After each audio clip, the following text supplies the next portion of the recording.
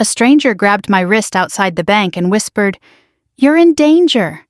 Her fingers were cold. Her eyes weren't angry. They were terrified. "Don't say yes," she added. "Don't sign anything. Call a lawyer." I let out a quick laugh, mostly from shock. "I'm sorry," I said. "Do I know you?" She shook her head hard. "No time," she said. "He does this. You have to go."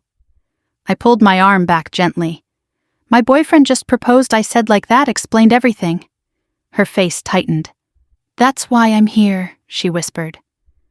Then she turned and walked away fast, like she expected someone to be watching.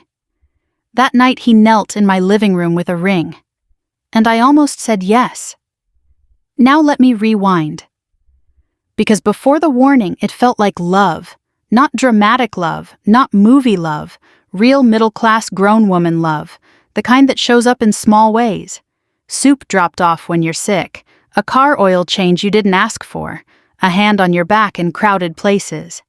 His name was Grant. We'd been together 3 years. I'm a divorced mom in my 40s with 1 kid in college and 1 finishing high school. I live in a tidy ranch house outside Des Moines. Nothing fancy, a mortgage, a retirement account that's not impressive but exists, a job at a medical billing office. I learned to like stability the way you learn to like decaf. You don't love it at first, then one day you realize you need it. Grant came into my life quietly. We met at a church fundraiser. He was helping carry folding tables. He had that easy competence some men have, the "I've got it" energy. He wasn't loud. He didn't flirt like he was selling something. He asked about my kids. He remembered their names the next time he saw me. That matters when you're older. You don't want fireworks. You want follow-through. For 3 years, he mostly stayed at my house. He said his place was in transition. He'd bought it after his divorce, then started renovating. He said it was a mess. "I don't want you seeing me like that," he joked once. I laughed. I thought it was humble. Sometimes he'd mention his neighborhood like it was a small town inside the city. "Everybody watches everybody," he'd say. I figured he meant nosy neighbors. I've had those. When a woman lives alone, people watch anyway. Grant didn't like me driving late. He'd call. "You home yet?" If I said no, he'd go quiet, not angry, just waiting. "I worry," he'd say. And I'd feel cared for. I didn't call it control. It didn't sound like control. It sounded like someone choosing you. That's what makes certain patterns hard to see. They come wrapped in concern. 3 weeks ago, he said, "Come see my house." For real, it's time. He said it like a gift, like letting me in. I was excited. After 3 years, you start to wonder what's still private. You start to wonder if you're building a life or borrowing one. We drove there on a Saturday afternoon. A quiet cul-de-sac, newish homes, clean lawns, American flags on porches, the kind of place that looks safe from the street. His house was gray with black shutters, neat, almost too neat. Inside it smelled like fresh paint and something else, a sharp lemon cleaner. The living room was staged, not decorated, staged, neutral art, no personal photos. A single throw blanket folded perfectly over the couch. "Looks great," I said. Grant smiled like he'd been waiting for that. "Not bad, right?" I walked toward the hallway. He stepped in front of me, casual. "Bedroom's still a disaster," he said. "Don't bother." "Okay," I replied. I didn't push. That's what I do when I want peace. Later in the kitchen, I noticed mail on the counter. Not in his name, in an LLC name. I picked up one envelope without thinking. Grant's hand covered it gently. "Just contractor stuff," he said. "Right," I said. He smiled again, not warm, polite. We ate takeout at the island. He talked about the future. Not too far, just enough. "I'm tired of living like I'm halfway," he said. "I want something real." I liked hearing that. After dinner, he turned on a movie and pulled me close. His arm felt heavy around my shoulders. Anchoring. That night I slept in his bed for the first time. The sheets were crisp, the pillows too perfect. I woke early and padded into the hallway. A door at the end was locked. I tried it, absent-minded. It didn't move. Grant's voice came from behind me. "Hey," he said. I turned quickly. He was standing there in sweatpants, hair messy. Still attractive, still calm.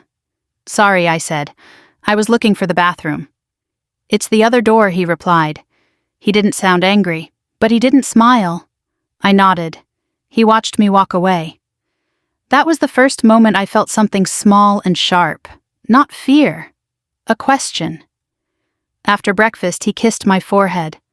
"I've got to run an errand," he said. "You can hang here." "I'll go to the bank," I said. "I need to deposit a check." He frowned slightly. "Which bank?" "The branch near here," I said. He hesitated. Then he smiled. "Okay," he said. "Text me when you're done." I drove to the branch on the corner of Maple and 8th.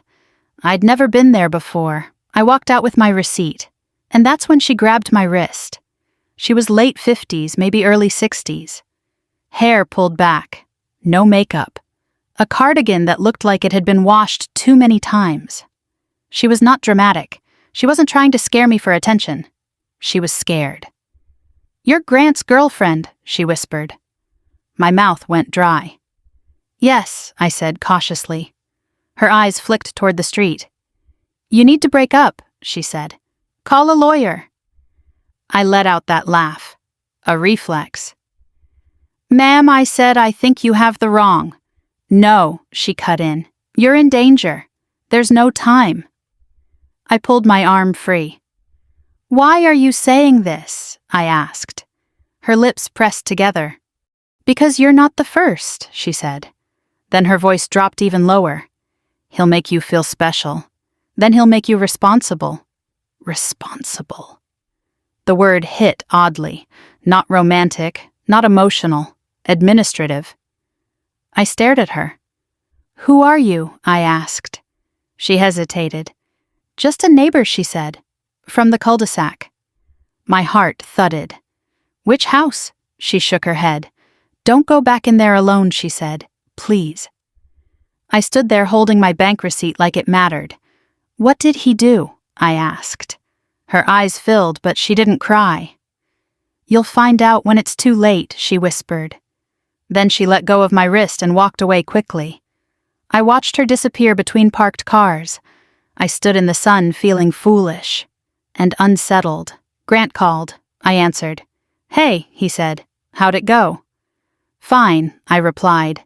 "Heading back?" "Yes." "Good," he said. "I've got a surprise tonight." I didn't answer. He didn't notice. That night back at my house, he made dinner. He lit candles. He played old music. He poured wine like he'd done it 100 times. He looked at me across the table like he was seeing a future. After dessert, he stood and reached into his pocket. I felt my stomach tighten, not excitement, a warning bell. He walked around the table, knee on the rug, ring box open. His voice softened. "I'm done waiting," he said. "Marry me." My throat closed. I thought of the neighbor's eyes, terrified. I thought of the locked door, the LLC mail, the staged living room. I forced a smile. "I need a few days," I said. Grant's face stayed pleasant for half a second. Then something flashed. A quick tightness at the corners of his mouth. He recovered fast. "Of course," he said. "Take your time." But his hand didn't relax around the ring box. He looked at me like he was measuring. I went to bed that night with the image of a ring hovering in the air. And the sound of a stranger whispering, "There's no time." I didn't sleep. Grant stayed the night like he always did. His arm draped across my waist. Heavy, familiar, possessive in a way I used to find comforting. Now I lay awake staring at the ceiling. I replayed the neighbor's voice. "He'll make you feel special. Then he'll make you responsible.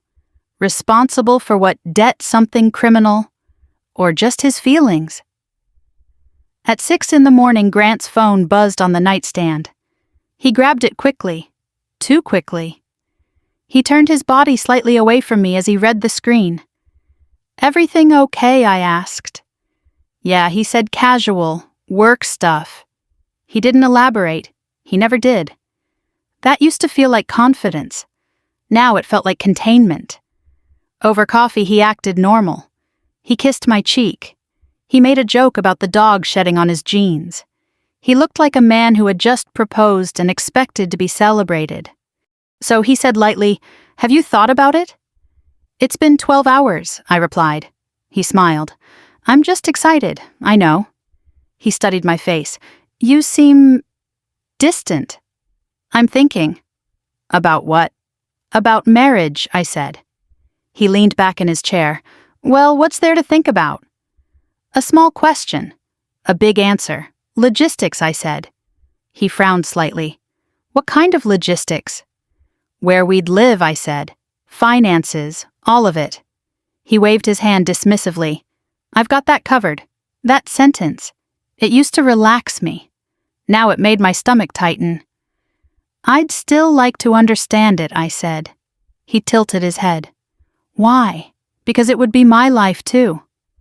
He didn't respond right away. Then he smiled. "Of course," he said. "We'll go through everything." But he didn't suggest when. After he left for work, I sat at the kitchen table with my laptop. I typed his full name into Google. Nothing dramatic came up. A LinkedIn page. A small business registration. A couple of charity golf tournament photos. Respectable. Then I searched property records in his county. The house popped up, owned by an LLC.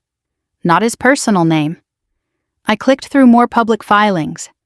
The LLC had been created 6 years ago, 3 years before we met. I felt my pulse in my fingertips. That didn't prove anything. People use LLCs for tax reasons, asset protection. I knew that much. Still, something didn't sit right. I closed the laptop. I told myself not to spiral. I went to work. At lunch, I stepped outside and called Nancy. She's my closest friend. We met through church when our kids were in preschool. "Nancy," I said quietly, "has anyone ever warned you about someone you loved?" She laughed lightly. "Only my mother," she said. "I'm serious." She heard the shift in my voice. What happened? I told her about the neighbor, about the whisper, about the fear. Nancy was silent longer than I expected. "Do you think she's unstable?" she asked carefully. "That's what I assumed," I said. "And now I don't know. Did she say what he did?" "No." "Did she give a name?" "Yes." "What name, Melissa?" Nancy exhaled. "That's specific." "Yes." "Have you looked it up?" "Not yet." "Do it," she said. That evening Grant came over again. He brought takeout. He was in a good mood. "Mom called," he said. "She's excited." "You told her?" "Of course," he said. "Why wouldn't I? Because I haven't said yes," I thought. Instead I asked, "What did you tell her that we're moving forward?" Moving forward, like the decision was already made. I watched him unpack the food. Careful, efficient, confident. "I'd like to see your house again," I said. He paused. "Why I want to feel comfortable there." "You will," he said. "It just takes time." "Can I have a key?" His jaw tightened almost imperceptibly. "It's not ready for that," he said. "Not ready? It's still under renovation. It looked finished. It's not." He met my eyes. There was something new there. Not anger. Control. "You trust me, right?" he asked softly. That question felt like a test. "Yes," I said carefully. "Then don't let a stranger in a parking lot shake that." He stepped closer. His hand rested on my waist. "I love you," he said. I wanted to believe that settled it. Instead, it complicated it. After he left, I opened my laptop again. I searched court records in his county. Nothing under his name. Then I searched under Melissa and his last name together. A filing appeared from 4 years ago. Civil complaint. Petition for temporary restraining order. It had been denied. The document summary was brief: allegations of financial coercion. My heart started beating faster. Financial coercion. That sounded clinical, not dramatic. The filing had been dismissed. No further action. Grant had told me his ex was unstable. He'd mentioned once that she made accusations when things ended. He'd laughed it off. She didn't handle the breakup well, he said. I closed my laptop slowly. I didn't feel panic. I felt alignment. Small pieces clicking into place. The neighbor, the LLC, the locked door, the rush to propose, the question about combining finances. That night Grant called before bed. So he said gently, "Have you thought about a timeline?" For what I asked. The wedding. We haven't even set a date, I said. We can move fast, he replied. There's no reason to wait. No reason to wait. I heard the urgency now. It wasn't romantic. It was strategic. I'd like to take my time, I said. He was quiet. For how long? A few weeks. He exhaled slowly. That's longer than I expected. I've been married before, I reminded him. I don't rush. He didn't argue. But the warmth in his voice cooled. Okay, he said. If that's what you need. After we hung up, I sat in the dark living room. I thought about the woman at the bank, about her shaking hands, about the way she said, "You're not the first." I realized something then. She hadn't sounded jealous. She hadn't sounded bitter. She had sounded tired, like someone who had watched this before and failed to stop it. The next morning I did something I hadn't done in years.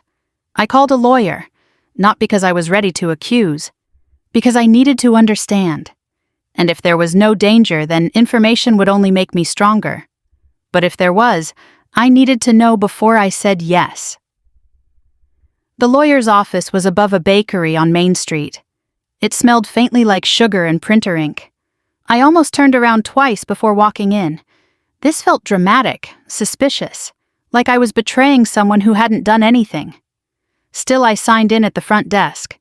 The receptionist looked bored. Initial consultation, she asked. Yes. I sat in a chair that was too soft and stared at framed diplomas on the wall. When my name was called, I followed a woman in her early 50s into a small office. Her name was Linda Chavez.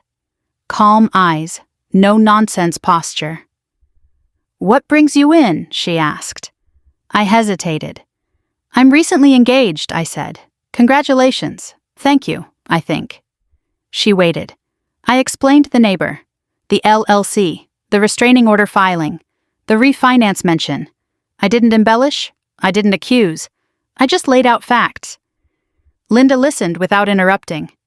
When I finished, she folded her hands. You're not describing physical danger, she said. No, you're describing potential financial exposure. Yes. She nodded slowly. That's often harder to detect, she said. I swallowed. What would happen if I married him? I asked. That depends, she replied. On what you sign. She leaned back slightly. If you co-sign refinancing documents, you share liability. If the property is leveraged and fails, your credit can be damaged.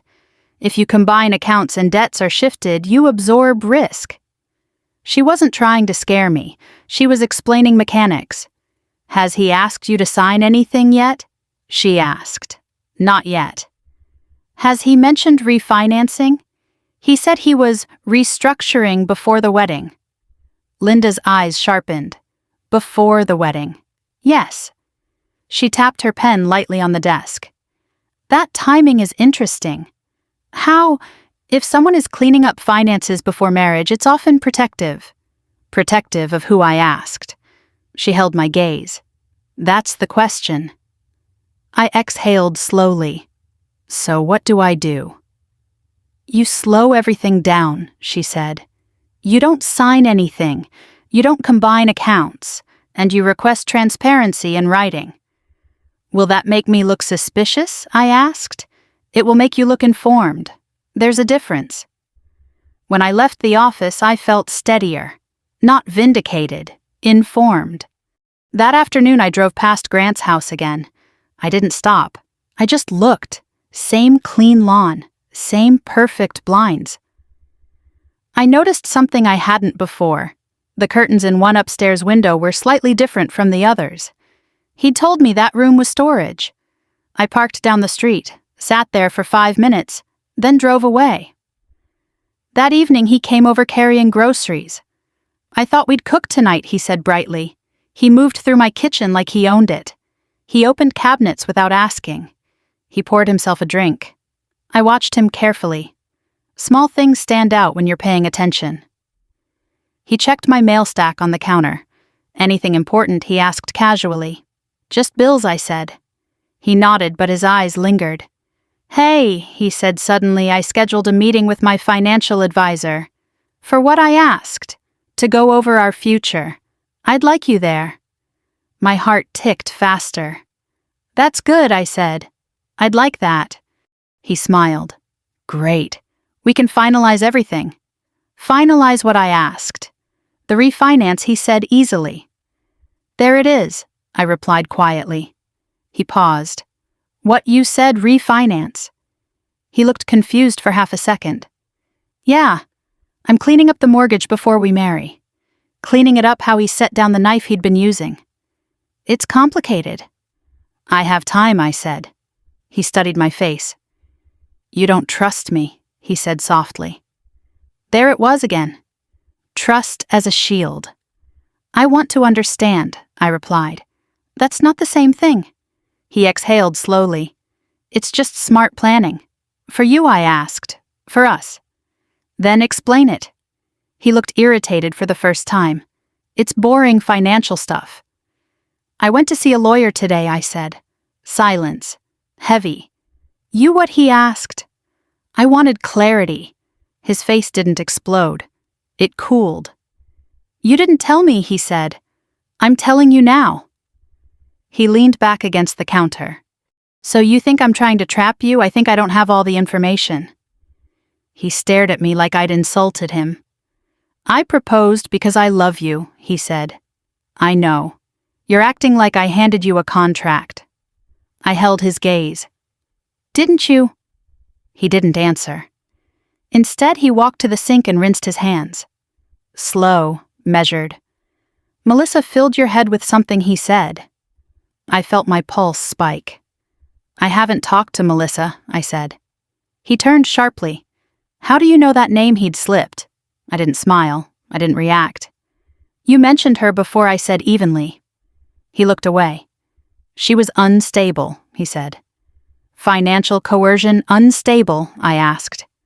His shoulders stiffened. That was dismissed. Yes, I said. It was. He ran a hand through his hair. You don't understand what she was like, he said. Then explain it. He didn't. He just stood there, jaw tight. For the first time in 3 years, I saw something under the calm. Not rage, calculation. That's when it clicked. He wasn't afraid of being exposed. He was afraid of losing control of the narrative. Grant, I said quietly, why are you in such a hurry? He looked at me. I'm not. You are. He didn't respond. Silence can be louder than shouting. That night after he left, I received an email from an unknown address. Subject line. You need to see this. My chest tightened. Inside were screenshots, credit reports, a foreclosure notice draft. The sender signed simply M. Melissa. And for the first time I realized the neighbor hadn't been warning me about violence. She'd been warning me about ruin. I didn't open the attachments right away. I stared at the email for a full minute. Unknown address. Single letter signature.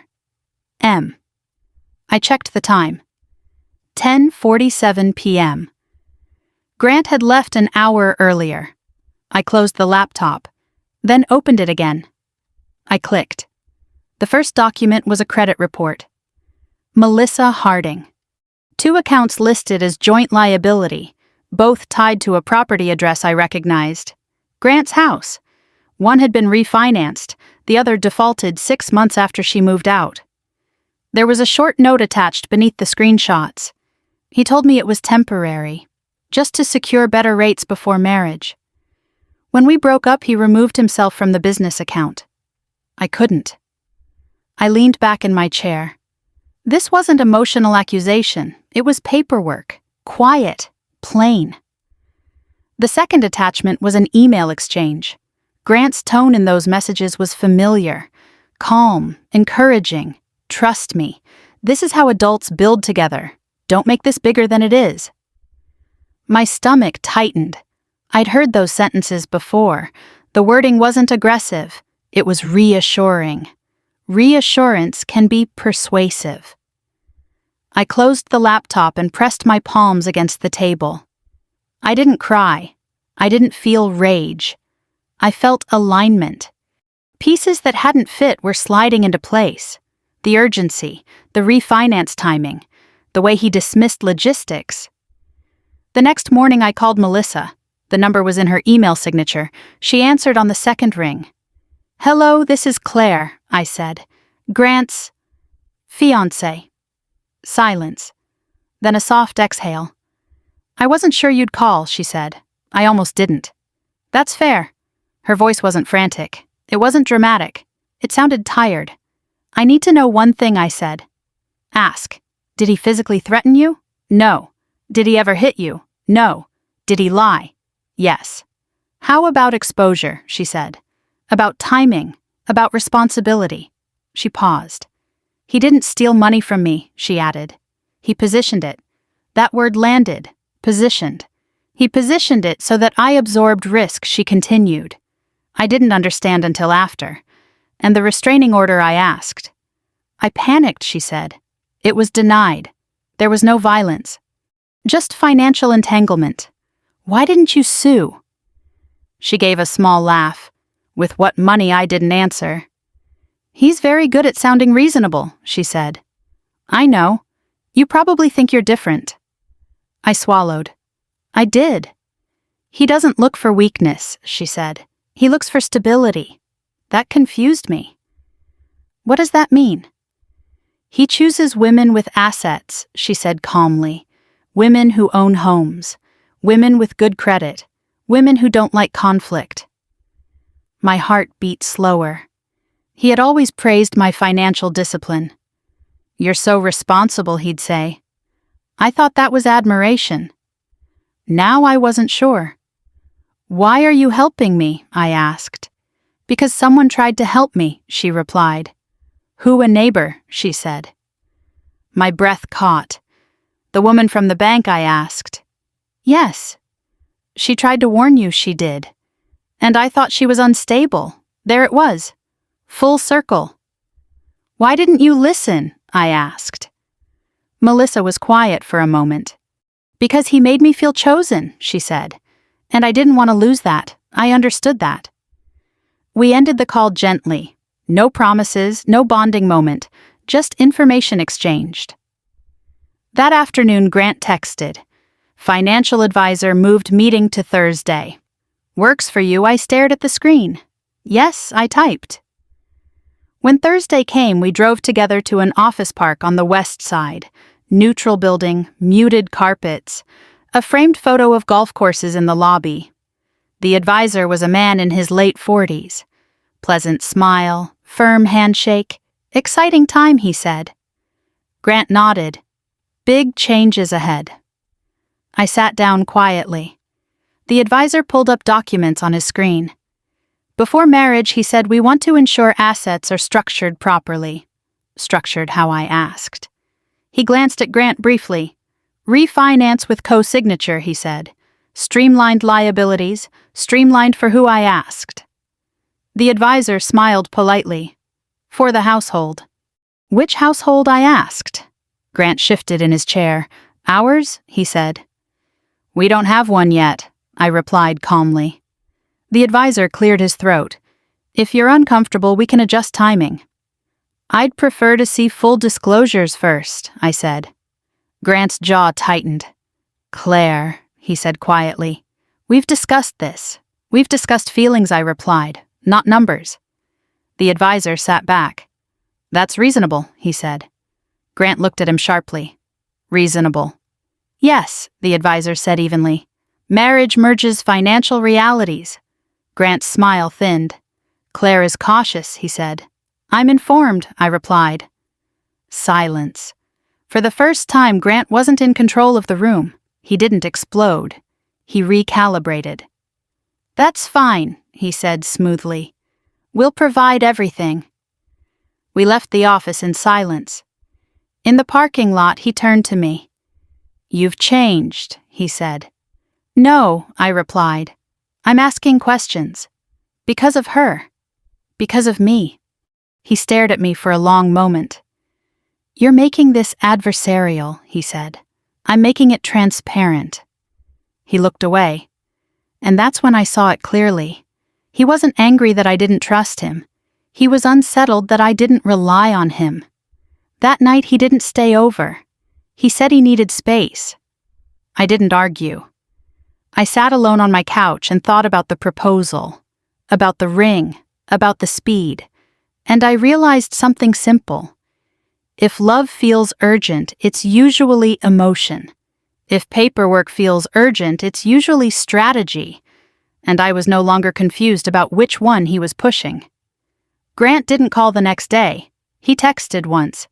Let's not let outside voices ruin something good. I read it 3 times. Outside voices. That's how isolation begins. It's subtle. He didn't say Melissa was lying. He didn't insult the neighbor. He just reframed them as interference. I didn't respond right away. Instead, I drove back to his neighborhood. I parked 2 houses down from his place. I waited. 10 minutes passed, then 15. The woman from the bank stepped out of the house across the street. Gray cardigan again, hair pulled back.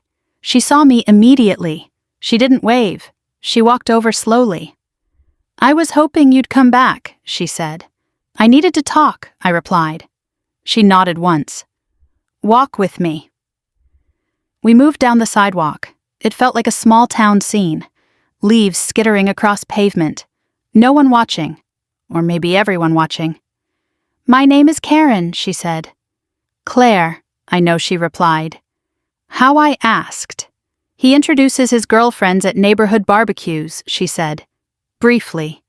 The word briefly hung between us. You've seen this before, I said. Yes. How many times she didn't answer directly. Enough. We reached the end of the cul-de-sac. She turned to face me. My daughter dated him, she said quietly. The sentence landed without drama. She was 32, Karen continued. Owns a condo, good job, clean credit. My chest tightened. He made her feel safe, she said. Then he asked her to co-sign.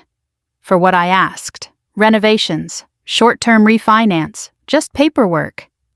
I exhaled slowly. And he shifted liability, removed himself from certain accounts, left her holding debt. Did she sue with what resources, Karen asked gently. Same answer Melissa gave. Why didn't you report him, I asked. For what she replied. He never forged, never hit, never stole. She paused. He maneuvered. That word again. Why warn me, I asked. Karen's eyes softened. Because you looked like you had something to lose. That sentence stung, not as an insult, as truth. You thought I was stable, I said. Yes.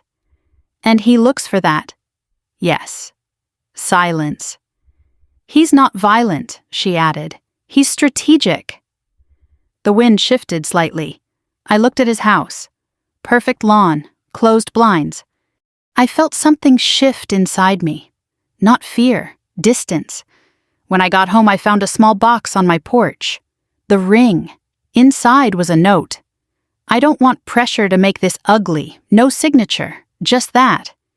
He wasn't begging. He was retreating. That unsettled me more. He was recalculating. That evening he called. Can we talk? He asked. Yes. He came over without food this time. No wine, no charm performance. He sat across from me at the kitchen table. I feel like I'm on trial, he said. You're being asked questions, based on gossip, based on patterns. He inhaled sharply. You think I targeted you? I met his eyes. I think you move quickly when finances are involved. He leaned forward. I loved you before I knew what your retirement account looked like. I know. You think I need your money? No, I said calmly. I think you need access. Silence. That word hit harder than any accusation. He stood up and paced once across the room. You're blowing this up, he said. Am I? You're letting other women poison this. They're not poisoning it, I replied. They're contextualizing it. He stopped pacing. I was going to put your name on the house after we married, he said. After, I repeated. That's normal. For who? For couples. Then why rush the refinance before that? His jaw flexed. You don't understand leverage, he said. Then explain it. He didn't. Instead, he shifted tactics. Do you know how humiliating this is? He asked. To have the woman I want to marry hire a lawyer behind my back. There it was. Humiliation. Not concern for my safety. Concern for his image. I didn't hire one, I said. I consulted one. That's the same thing. No, I replied. It's education. He stared at me for a long moment. You're not the woman I proposed to, he said quietly. I felt that land. Because it was true. I'm not, I said. I'm the woman who asks questions. He looked almost sad. Not exposed. Sad. You're going to regret walking away from this, he said softly. I'm not walking away, I replied. I'm stepping back. From me. From risk. He shook his head. You're making me a villain. I'm not, I said. You're making me a liability. That ended the conversation. He left without slamming the door, without yelling. That's what made it chilling. He never needed volume. He needed agreement. I sat at the table long after he drove away. The house felt quieter than usual. Lighter. 3 years. 3 years of dinners, church services, movie nights, road trips. He had never raised his voice. He had never missed a birthday.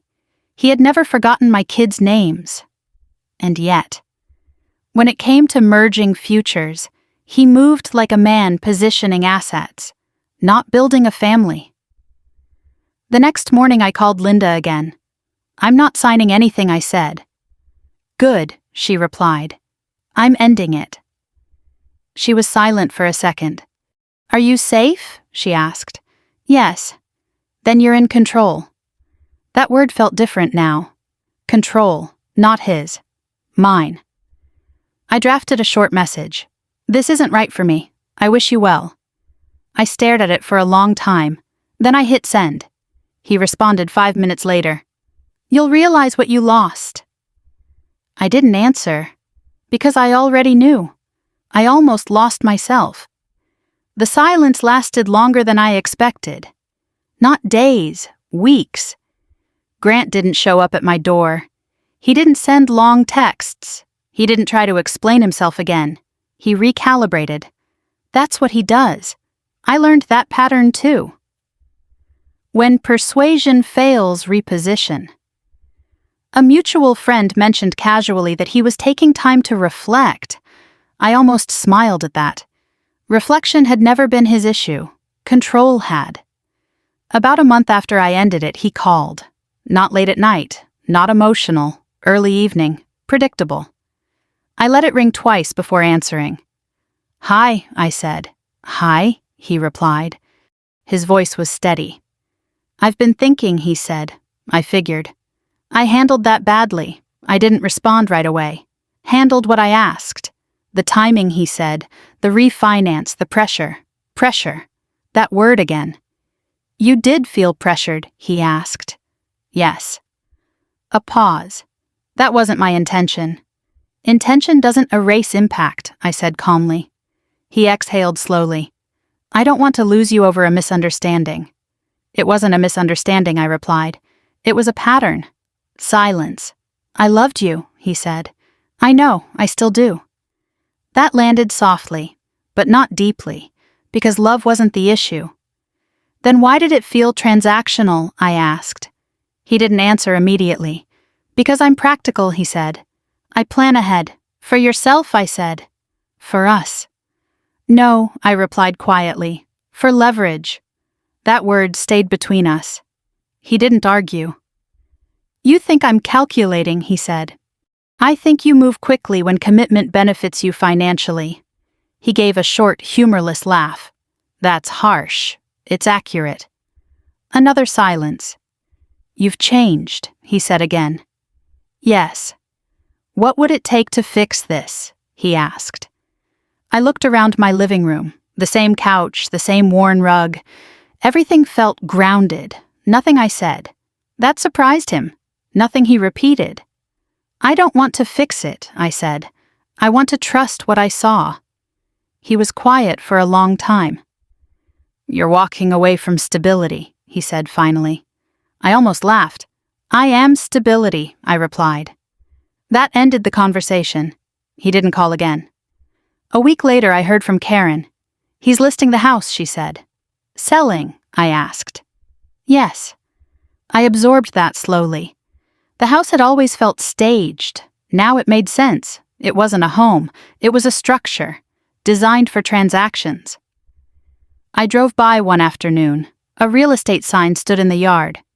The blinds were fully open. No secrets now, just square footage and pricing. I felt nothing dramatic, no vindication, just clarity. A few days later, the woman who had messaged me earlier called. I ended it, she said. Are you okay? I asked. Yes, just embarrassed. You shouldn't be.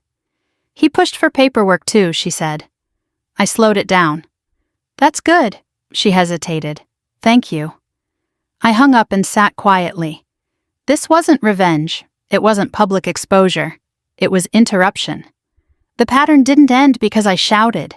It paused because someone asked questions. That evening I opened a small box in my dresser. The engagement ring was still there. I hadn't returned it yet. Not out of attachment, out of deliberation. I drove to his office the next morning. No appointment, just clarity. The receptionist recognized me. He's in, she said cautiously. I waited in the lobby. When he stepped out and saw me, his expression shifted. Surprise first. Then composure. Claire, he said. I held out the box. This belongs to you. He didn't take it immediately. You could keep it, he said. I don't want anything that came with pressure. He took it then. Our fingers didn't touch. I never meant to hurt you, he said quietly. I don't think you meant to, I replied. But you meant to structure. He didn't deny it. That's how I survive, he said. That sentence stayed with me. Survival, not partnership. Then find someone who agrees to that, I said gently. He looked at me carefully. You'll never know if we could have been happy, he said. I know enough, I replied. And I meant it. I walked out without looking back. Not because I was angry, because I was finished. That night I sat at my kitchen table with my financial planner's summary in front of me. My accounts weren't glamorous, but they were transparent, predictable, earned. I realized something important. Grant wasn't a monster. He wasn't violent. He wasn't even overtly dishonest. He was strategic in a way that made intimacy conditional. Conditional on shared liability, conditional on speed, conditional on agreement. And I didn't want conditional love. I wanted chosen love, without contracts hiding underneath. Months later, when I heard he'd moved to another state, I felt a strange sense of release. Not because he was gone, but because I no longer wondered. That's the hardest part to quiet. Wondering if you overreacted, wondering if you misread. I didn't. I read it exactly right, and I trusted myself. That's not dramatic, it's disciplined. And discipline is what keeps you from signing the wrong future. The house sold in late spring. Karen told me while we stood in line at the pharmacy. Closing was quick, she said. He didn't stay long after listing. I nodded. Of course he didn't. The house had never been a home. It was positioning. Once the positioning failed, he moved. I went home and sat on my porch with a glass of iced tea. The evening air was soft. The dog lay at my feet. Nothing dramatic had happened. No police, no court dates, no public scandal, just a decision.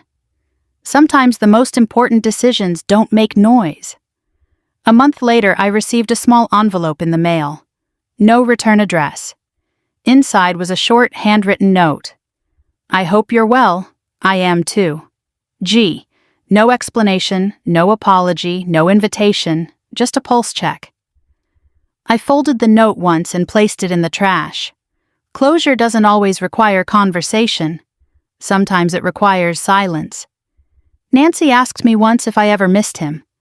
Not the version I saw at the end, I said. What about the beginning? I thought about that carefully. I miss the feeling of being chosen, I replied, but I don't miss being positioned. She nodded slowly. That's different. It is.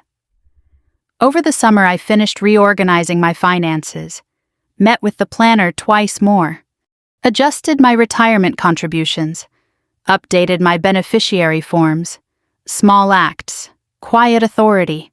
I didn't feel triumphant. I felt steady. One Sunday after church, I watched couples in the lobby, some holding hands, some arguing quietly, some laughing too loudly. I realized something I hadn't before. Love isn't proven by speed. It's proven by transparency. Grant had offered urgency, but urgency is not devotion. Urgency is pressure. If you're listening to this and someone in your life says, "Trust me, just sign," pause. Not because you suspect evil, because you deserve clarity. If someone loves you, they won't rush your understanding. They won't equate questions with betrayal. They won't call caution disrespect. And if you've ever felt embarrassed for almost saying yes, don't. Almost is wisdom catching up to emotion. I was one signature away from merging my stability into someone else's leverage. One deadline away from shared liability I didn't fully understand. One romantic night away from restructuring my life. And I didn't sign. Not because I'm suspicious. Because I'm responsible. Responsibility isn't about carrying someone else's weight.